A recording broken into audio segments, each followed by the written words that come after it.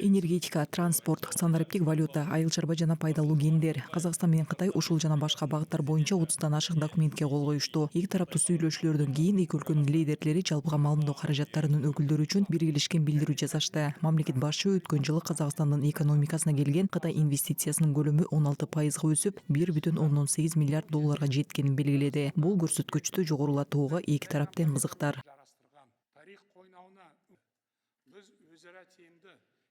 Бүгінде құны 14,5 миллиард доллар болатын. Бүгүнкү күндө 14,5 миллиард долларлык 45 долбоор ишке ашырылууда. Жалпысынан Кытайлык капиталдын үлүшү бар ишканалардын саны 4700дөн ашат. Биз өз ара пайдалуу инвестициялык долбоорлорду мындан ары ишке ашыруунун маанилүүлүгүн белгиледик. Тактап айтканда энергетика, инфраструктура, айыл чарба, өндүрүш, каржы, транспорт, аэрокосмостук өнөр жай жана IT тармактарына басым жасады. Казакстан өз рыногуна кирүүнү каалаган кытайлык компанияларга ыңгайлуу шарттарды түзүүгө даяр.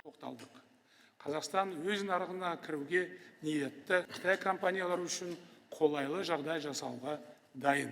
Ошондой эле эки тарап билим жана билим берүү тармагында кызматташууну активдештирет. Казакстанда Кытай Республикасынын жогорку окуу жайларынын 2 филиалы болот. Учурда Кытайда 4000ден ашуун казак жаштары билим алууда. Дагы билим алууну каалагандардын саны аз эмес. Буга байланыштуу мамлекеттик гранттардын санын көбөйтүү жагы да иштелип чыкты.